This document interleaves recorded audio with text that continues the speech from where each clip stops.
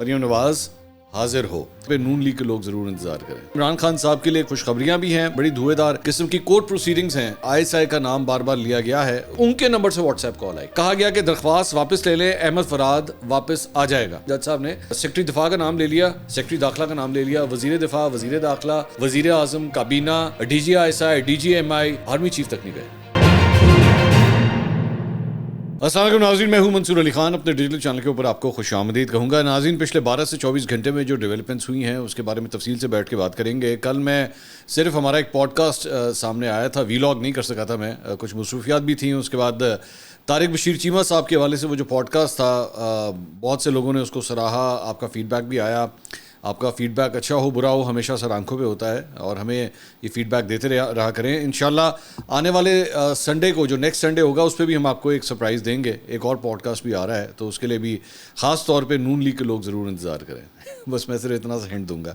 خیر، خبریں کافی انٹرسٹنگ ہیں۔ عمران خان صاحب کے لیے کچھ خوشخبریاں بھی ہیں، ساتھ ہی ساتھ ایک بڑی دھوئے دار قسم کی کورٹ پروسیڈنگز ہیں جس میں ISI کا نام بار بار لیا گیا ہے، اس کے بارے میں بھی بات کرتے ہیں۔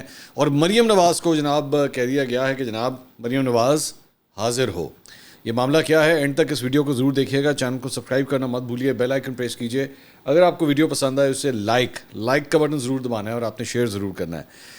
کل ایک جو سب سے زیادہ شاکنگ خبر آئی، جو کہ کنفرم نہیں ہو پا رہی تھی، بڑی دیر تک جو ہے وہ چلتی رہی، سوشل میڈیا کے اوپر طرح طرح کی باتیں ہوتی رہی۔ ایک تو جب بھی کوئی ایسا کوئی بڑا واقعہ یا حادثہ پیش آتا ہے تو اتنی کنسپیریسی تھیوریز جو ہیں مارکیٹ میں آنا شروع ہو جاتی ہیں، لیکن it was a developing story جو کہ بڑی ایگنائزنگ قسم کی ڈیولپنگ سٹوری تھی، بڑی دیر لگی اس کے اندر، اور وہ تھی ایرانی صدر کے حوالے سے۔ ایرانی صدر ابراہیم رئیسی اور ایرانی وزیر خارجہ جو ہیلی کاپٹر کے اندر سفر کر رہے تھے اور ایک انٹرنیشنل ٹرپ کے بعد واپس آ رہے تھے، ان کے ہیلی کاپٹر کا سب سے پہلے جو ہے وہ کانٹیکٹ ختم ہوا۔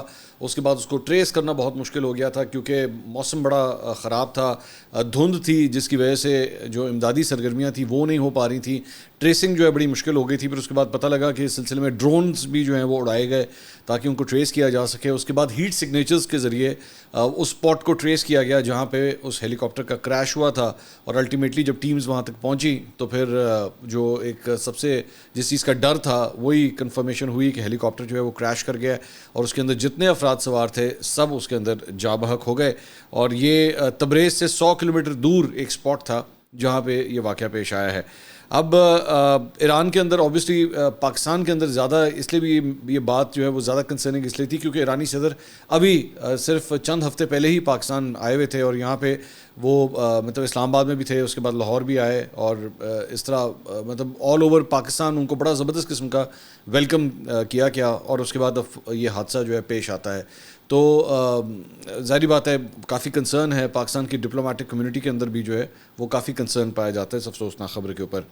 اس کے علاوہ ظاہری بات ہے جب یہ واقعہ پیش آیا تو سب سے پہلے جو ڈسکشن شروع ہوئیں وہ یہی تھیں کہ جناب اسرائیل کا کوئی ہاتھ ہو سکتا ہے اس کے اندر، اور ایران اور اسرائیل کے آپسی تعلقات کی جو سچویشن ہے اس میں سب سے پہلا شک جو ہے وہ اسرائیل کی طرف ہی جاتا ہے۔ لیکن رائٹرز نے جو ہے اسرائیلی حکام کے حوالے سے مکمل طور پہ تردید کی ہے، انہوں نے کہا کہ جی ہمارا کسی قسم کا کوئی لینا دینا اس سارے معاملے کے اندر نہیں ہے، اور ہماری طرف جو ہے وہ انگلیاں نہ اٹھائی جائیں۔ تو لیکن obviously the rumours are not going to die down, انگلیاں جو اٹھیں گی تو اسی طرف ہی اٹھیں گی۔ اب آ جائیں کچھ ذرا پاکستان کی سیاسی خبروں کی طرف ذرا رخ کرتے ہیں، بلکہ عدالتی قانونی خبروں کی طرف، سیاسی خبریں تو نہیں کہنا چاہیے۔ عمران خان صاحب کو جناب ایک بڑا ریلیف ملا ہے، عدالت نے انہیں 2 تھانوں میں درج مختلف مقدمات سے بری کر دیا ہے۔ ڈسٹرکٹ اینڈ سیشن کورٹ اسلام آباد نے آزادی مارچ پر تھانہ کراچی کمپنی میں درج مقدمات میں عمران خان اور دیگر کو بری کر دیا۔ عمران خان، فیصل جاوید، علی نواز اعوان، سیف اللہ نیازی، زرتاج گل اور اسد عمر کی بریت کی درخواستوں پر جوڈیشل مجسٹریٹ نے اپنا محفوظ فیصلہ جو ہے وہ سنا دیا۔ ادھر ڈسٹرکٹ اینڈ سیشن کورٹ اسلام آباد نے احتجاج توڑ پھوڑ میں تھانہ کوثار میں جو مقدمہ درج تھا اس میں سے بھی عمران خان سمیت دیگر کو جو ہے وہ بری کر دیا، جس میں عمران خان، شیخ رشید، فیصل جاوید، علی نواز اعوان، شاہ محمود قریشی، قاسم سوری، راجہ خرم نواز اور دیگر ملزمان کی آزادی مارچ اور دفعہ 144 کی خلاف ورزی پر جو ہے مقدمہ درج ہوا تھا، تو بریت کی درخواستیں جو ہیں وہاں پہ بھی منظور کر لی گئی ہیں۔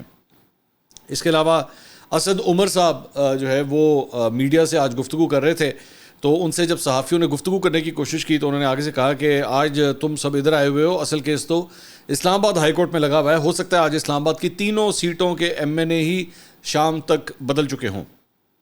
ایک صحافی نے سوال کیا کہ واپس شمولیت اختیار کر رہے ہیں پی ٹی آئی میں؟ تو اسد عمر نے جواب دیا میں تو حاضر ہوں آپ کے سامنے، خدمت بتائیں کیا کرنی ہے۔ گول مول سا جواب انہوں نے دیا ہے، ابھی شیورٹی نہیں ہے، لیکن یہ میں پہلے بھی کچھ ویلاگس کے اندر آپ سے ذکر کر چکا ہوں کہ جتنے بھی پرانے پی ٹی آئی کے لوگ تھے جو یا تو خاموش ہو گئے یا انہوں نے پریس کانفرنسیں کر دیں، اب آہستہ آہستہ جو ہے وہ دوبارہ ری ایکٹیویٹ ہو رہے ہیں، اور ان کی ری ایکٹیویشن کی وجہ سے جو نئے والے ہیں وہ کوئی زیادہ اچھا محسوس نہیں کر رہے، اور ان کو لگ رہا ہے کہ ان کا حق جو ہے مارا جا رہا ہے۔ شیر افضل مروت ایک بہت بڑی اگزامپل ہے آپ کے سامنے، ظاہری بات ہے ان کو اسپیس ملی، انہوں نے انٹری کی پی ٹی آئی میں، اور جو مشکل ٹائم تھا وہ گزرا، اب شیر افضل مروت صاحب جو ہیں ان کے لیے مشکلات بڑھ رہی ہیں۔ خیر، اچھا جن کیسز کا ذکر کر رہے ہیں ذرا اس کے اوپر آتے ہیں۔ بیسکلی NA 46, 47, 48 یہ جو اسلام آباد کے 3 حلقے ہیں، اس سلسلے میں جسٹس طارق محمود جہانگیری کی عدالت میں ان کیسز کی سماعت ہوئی۔ الیکشن کمیشن کے وکیل عدالت میں پیش ہوئے، انہوں نے کہا ہم عدالت کی معاونت کریں گے، فارم 45, 46, 47 کی مصدقہ نقول تصدیق کر کے جمع کروا دی ہیں، جب مصدقہ کاپیاں آ جائیں گی تو کافی چیزیں کلیئر ہو جائیں گی، سرٹیفائڈ جب الیکشن کمیشن دے گا تو اس کی اہمیت ہوگی۔ پی ٹی آئی کے وکیل نے کہا کہ جی جو ٹیمپرنگ ہوئی ہے اس کو دیکھنا ہوگا، کاپیوں سے وہ جانچنا ممکن نہیں ہے۔ الیکشن ٹریبیونل نے کہا کہ اصل کاپی بھی آ جائے گی، ابھی صرف اس کی کاپیاں منگوائی ہیں، ہر پارٹی کو درخواست دینے کا اور اعتراض دائر کرنے کا حق ہے، ہم نے سب کو سننا ہے۔ جسٹس طارق محمود جہانگیری نے ریمارکس دیا کہ ایک فریق کہہ رہا ہے کہ اس کے پاس فارم 45 ہیں، وہ جیتے ہوئے ہیں، دوسرا بھی یہی کہہ رہا ہے، سرٹیفائڈ کاپیز اور بیان حلفی کے ساتھ آ جائے تو دیکھ لیتے ہیں، اگر کوئی غلط بیانی کرے گا تو جیل جائے گا، فورینسک کے لیے پاکستان میں بھی اور بیرون ملک بھی ہم یہ بھیج سکتے ہیں۔ الیکشن ٹریبیونل نے ریمارکس دیے کہ فارم 45 تو سب امیدواروں کے پاس موجود ہے، آپ حلف اٹھا کر بتائیں گے نا کہ کس کا فارم 45 صحیح ہے اور کس کا غلط، جس نے غلط بیانی کی اس کے خلاف 193 کے تحت کارروائی ہوگی۔ جج صاحب نے استفسار کیا کہ NA 48 کے ریٹرننگ افسر کی طرف سے کون ہے، اس پہ شعیب شاہین صاحب نے جواب دیا ابھی کوئی نہیں آیا۔ الیکشن ٹریبیونل نے استفسار کیا کہ ہر فارم پر دستخط موجود ہیں تو پھر گڑبڑ کیسی ہوئی، یہاں پھر سب واضح کریں۔ الیکشن کمیشن کے وکیل نے کہا کہ تمام امیدواروں کی موجودگی میں یہ شواہد ریکارڈ ہوتے ہیں، اصل فارم 45 دیا جاتا ہے وہ الیکشن کمیشن کے پریزائڈنگ افسر کو دیا جاتا ہے۔ بعد میں عدالت نے تینوں حلقوں کے کیسز آئندہ ہفتے الگ الگ دن مقرر کرتے ہوئے جو ہے وہ ہدایت کی کہ جی اب کیسز کی سماعت جو ہے وہ اگلے ہفتے ہوگی۔ اس کے علاوہ جناب خیبر پختونخوا حکومت کی جانب سے نیب ترامیم کیس، یہ بیسکلی وہی کیس ہے جس میں عمران خان صاحب کو جو ہے ویڈیو لنک کے ذریعے عدالت میں موجود ہونے کی اجازت دی گئی تھی، لیکن اسے لائیو نشر نہیں کیا گیا تھا۔ تو اس سلسلے میں خیبر پختونخوا حکومت نے سپریم کورٹ میں ایک درخواست دائر کی کہ جی یہ جو بھی پروسیڈنگ ہے اس کو لائیو دکھایا جائے۔ تو کے پی حکومت نے موقف اختیار کیا کہ عوامی مفاد کے مقدمات کی سماعت بینچ 1 سے لائیو سٹریم کی جاتی ہیں۔ نیب ترامیم کیس کی اپیلوں کی سماعت لائیو سٹریم نہیں کی گئی اور یہ نہ ہونا امتیازی سلوک ہے، اس لیے اسے لائیو سٹریمنگ کی جو ہے وہ اس کا حکم دیا جائے۔ ابھی تک اس پہ مزید کوئی ڈیولپمنٹس نہیں ہوئی ہیں۔ اچھا جی، اب آ جائیں ذرا ISI کے حوالے سے بڑی سیریس قسم کی آج ریمارکس آئے، اور وہ ہے اسلام آباد ہائی کورٹ کے جسٹس محسن اختر کیانی صاحب، بڑے دبنگ طریقے سے آج وہ اپنے ریمارکس دے رہے تھے۔ تو بیسکلی شاعر اور صحافی احمد فرحاد جو کہ ابھی تک بازیاب نہیں ہو سکے ہیں، گمشدہ افراد میں ان کا شمار ہو رہا ہے، اور بیسکلی ہوا یہی تھا کہ سوشل میڈیا کے اوپر آزاد کشمیر کے اندر جو ڈیولپمنٹس ہو رہی تھیں اس سلسلے میں وہ بار بار ویڈیوز بھی ڈال رہے تھے اور رپورٹنگ کر رہے تھے، تو اس کے بعد جو ہے وہ ایک دم غائب ہو گئے۔ تو ان کے کیس کی بیسکلی یہ سماعت تھی۔ احمد فرحاد کی وکیل جو ہیں وہ عدالت میں موجود تھیں، انہوں نے کہا کہ 17 مئی کو احمد فرحاد کے نمبر سے واٹس ایپ کال آئی، ان کے نمبر سے واٹس ایپ کال آئی، اور کہا گیا کہ درخواست واپس لے لیں، احمد فرحاد واپس آ جائے گا۔ ہمارے اور ان لوگوں کے درمیان 3 ڈرافٹ شیئر ہوئے۔ انہوں نے کہا کہ آپ عدالت کو کہیں کہ وہ خود گیا تھا، احمد فرحاد واپس نہیں آئے، اس لیے ہم درخواست واپس نہیں لے رہے ہیں۔ تو بیسکلی مطلب وہ یہ کہہ رہے ہیں کہ ان کو کسی نے کال کی اور یہ کہا کہ جی آپ عدالت میں جو درخواست ہے اس کو واپس لینے واپس آ جائیں گے، ہم جو ہے وہ آئے درخواست واپس لینے کے لیے، لیکن ابھی تک احمد فرحاد جو ہے واپس نہیں آئے۔ اچھا، اس موقع پہ وزارت دفاع سے جو ان کے نمائندے تھے بریگیڈیئر فلک ناز، وہ بھی عدالت میں موجود تھے، انہوں نے بتایا کہ ہم نے پتہ کیا ہے، لیکن ISI نے کہا ہے کہ بندہ ان کے پاس نہیں ہے۔ جج صاحب نے ریمارکس دیے کہ میں سیکرٹری دفاع اور سیکرٹری داخلہ کو کل طلب کر لیتا ہوں، یہ معاملہ اب ISI کے دائرہ اختیار سے آگے نکل چکا ہے، یہ ان کی ناکامی ہے کہ وہ اپنے دائرہ اختیار میں کوئی کام نہیں کر سکتے، دوسری صورت میں DG ISI اور DG MI پیش ہوں۔ ادارے اگر اس قابل ہی نہیں کہ اپنا کام کر سکیں تو ان کی ضرورت نہیں، پھر اس کے بعد میں وزیر دفاع اور وزیر داخلہ کو طلب کروں گا، پھر میں وزیر اعظم کو طلب کروں گا، یہ معاملہ اتنا سادہ نہیں ہے، پھر وزیر اعظم اور پوری کابینہ کو طلب کروں گا، پوری کابینہ کو یہاں بٹھا کر ان سے فیصلہ کرواؤں گا۔ یہ کیا طریقہ ہے کہ جب دل چاہا دروازہ کھٹکھٹا کر بندہ اٹھا لیا؟ ہمارے ادارے اگر 32 کلومیٹر کے شہر میں نہیں کر سکتے تو پھر ان کی ضرورت نہیں ہے. ایک طرف میسج بھیجیں اور پھر کہیں کہ بندہ ہمارے پاس نہیں ہے. اچھا انٹرسٹنگ بات یہ ہے کہ ویسے میں بات کر رہا ہوں کہ جج صاحب نے مطلب سیکرٹری دفاع کا نام لے لیا, سیکرٹری داخلہ کا نام لے لیا, وزیر دفاع, وزیر داخلہ, وزیر اعظم, کابینہ, D G I S I, D G M I, army chief تک نہیں گئے. مطلب 8 بندوں 8 مختلف اینٹیز کا انہوں نے نام لیا لیکن آرمی چیف تک نہیں گئے. میں جس ابھی روانی سے پڑھا تھا میں سمجھا شاید اینڈ پہ جا کے یہ بھی کہہ دیا ہوگا کہ میں آرمی چیف کو بھی بلا لوں گا, تو وہ وہاں تک نہیں گئے. لیکن باقی انہوں نے کہا کہ جی میں سب کو جو ہے وہ میں بلا لوں گا. تو عدالت نے جو ہے وہ سیکرٹری دفاع اور سیکرٹری داخلہ کو کل 3 بجے اب ذاتی حیثیت میں پہلی سٹیج آ گئی ہے کہ سیکرٹری داخلہ اور سیکرٹری دفاع کو جو ہے وہ کل 3 بجے بلا لیا گیا ہے. جج صاحب نے ایس ایس پی پولیس سے استفسار کیا کہ کیا سیکٹر کمانڈر کا بیان لکھا ہے, تو ایس ایس پی آپریشنز جمیل ظفر نے جواب دیا جی ہم نے ضمنی بیان لیا ہے. جج صاحب نے حکم دیا کہ کل باقاعدہ بیان لے کر عدالت میں پیش ہوں. آپ بیان لے لیں پھر میں سیکٹر کمانڈر کو بھی طلب کروں گا. سیکٹر کمانڈر کو چاند پر رہتا ہے, بہت بڑی طاقت ہے, کیا حیثیت ہے اس کی, ایک گریڈ 18 کا بندہ ہے, آپ نے اسے کیا بنا دیا ہے, مت تابع ہوں ان کے, ملک چلنا ہے تو ان کے بغیر بھی چل جائے گا. تو بڑے سخت قسم کے ریمارکس جو ہیں وہ جج صاحب کی جانب سے. ویسے ہی آپ کو پتہ ہے اسلام آباد ہائی کورٹ کا آج کل پارا جو ہے وہ ویسے ہی بہت ہائی ہے, خاص طور پہ وہ جو لیٹر آیا 6 ججز کے حوالے سے وہ جو لکھا گیا اس کے بعد جو ہے وہ بڑی ہی ایک ٹینس صورتحال جو ہے وہ اسلام آباد ہائی کورٹ کے اندر نظر آتی ہے. ادھر لاہور ہائی کورٹ نے جناب انہوں نے مریم نواز کو یہاں پہ D G I S I D G M I کو بلانے کی باتیں ہو رہی ہیں, تو وہاں پہ مریم نواز کو بلانے کی باتیں ہو رہی ہیں لاہور ہائی کورٹ میں. اور معاملہ یہ ہے کہ وہاں پہ چیف جسٹس نے ATC-1 راولپنڈی سے کیس جو ہے وہ دوسری عدالت میں منتقل کرنے سے متعلق درخواست پر سماعت کی. اس سلسلے میں ایڈوکیٹ جنرل پنجاب عدالت میں پیش ہوئے. ایڈوکیٹ جنرل نے کہا کہ وزیر اعلیٰ نے کابینہ کے آئندہ اجلاس میں ججز تعیناتی کے معاملے کو ایجنڈا نمبر 1 پر رکھنے کا کہا ہے. چیف جسٹس نے کہا کہ آپ کو کابینہ کی اسپیشل میٹنگ بلا لینی چاہیے تھی. ایڈوکیٹ جنرل نے عدالت کو کہا کہ جمعے کے روز کابینہ کا اجلاس بلا کر یہ معاملہ حل کر لیتے ہیں. حکومت کو ہائی کورٹ کی طرف سے دیے گئے ناموں پر کوئی اعتراض نہیں ہے. چیف جسٹس نے ریمارکس دیے کہ آج حکومتی کمیٹی کے لوگ بھی نہیں آئے, آپ عدالتوں کی یہ عزت کرتے ہیں. Chief justice Lahore high court نے کہا کہ وزیر اعلیٰ پنجاب اور کابینہ آئندہ سماعت تک ججز کی تعیناتی کے نوٹیفکیشن جاری کریں. آئندہ سماعت تک نوٹیفکیشن جاری نہ ہوئے تو وزیر اعلیٰ خود پیش ہوں.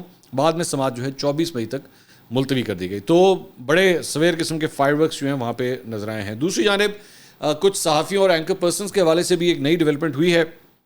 اسلام آباد کی انسداد دہشت گردی عدالت نے گزشتہ سال اشتہاری قرار دیے گئے صحافیوں کے خلاف مقدمات کی سماعت دوبارہ شروع کرنے کا حکم دے دیا ہے. صابر شاکر صاحب, موہت پیر زادہ اور سید اکبر حسین کے خلاف گزشتہ سال جون میں مقدمہ درج کیا گیا تھا جب ایک شہری نے ان کے خلاف شکایت درج کروائی تھی اور اس نے ان صحافیوں کو ہجوم کو تشدد اور بدامنی پھیلانے کی ہدایت کرتے ہوئے دیکھا تھا. شاہین صباحی, وجاہت سعید خان اور میجر ریٹائرڈ عادل راجہ اور سید حیدر رضا مہدی کے خلاف بھی گزشتہ سال سوشل میڈیا مواد بنانے پر مقدمہ درج کیا گیا تھا جس کا مقصد مسلح افواج میں بغاوت پیدا کرنا تھا. جج طاہر عباس صفرا نے صحافیوں کے خلاف مقدمہ دوبارہ کھولنے کا حکم دیتے ہوئے استغاثہ کو تمام گواہوں کو 24 مئی کو ان کے بیانات قلم بند کرنے کے لیے پیش کرنے کا بھی حکم دیا. انسداد دہشت گردی ایکٹ کا سیکشن 19 ٹرائل کورٹس کو اشتہاری مجرموں کی عدم موجودگی میں ٹرائل جاری رکھنے کی اجازت دیتا ہے. تو یہ ڈیولپمنٹ ہوئی ہے. اب ان کے خلاف جو ہے ان اینکر پرسنز اور صحافیوں کے خلاف کیسز جو ہیں وہ دوبارہ شروع کیے جا رہے ہیں.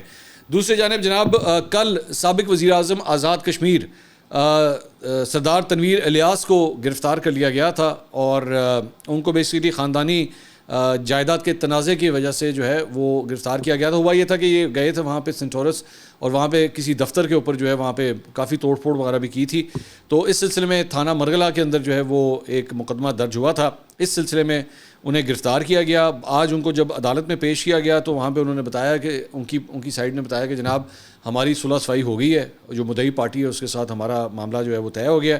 تو انہوں نے کہا جی ٹھیک ہے, دوسری سائڈ جو ہے وہ آ کے بتا دے تو ہم لوگ ایشوز جو ہیں وہ ریزالو کر لیتے. بعد میں دوسری پارٹی آ گئی, انہوں نے کہا کہ جی ٹھیک ہے, every thing is all right, اور ان کی ضمانت جو ہے ضمانت بعض گرفتاری کی درخواست جو ہے وہ منظور ہو گئی.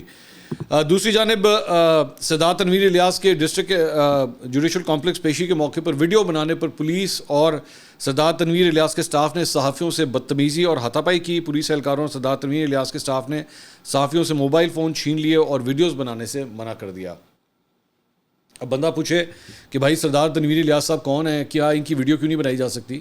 مطلب اس میں کون سی یہ کوئی پہلا موقع نہیں ہے. اس سے پہلے بھی 2-3 اس طرح کے واقعات ہو چکے ہیں کہ ان کے آس پاس کے جو لوگ ہیں نا وہ کافی بدتمیزی کرتے ہیں جرنلسٹ کے ساتھ. تو مجھے نہیں سمجھ آ رہی ہے. آپ کو یاد ہوگا ایک زمانے میں پی ٹی آئی میں تھے, اس کے بعد انہوں نے پی ٹی آئی چھوڑ دی تھی, پھر یہ آئی پی پی کا حصہ بن گئے تھے.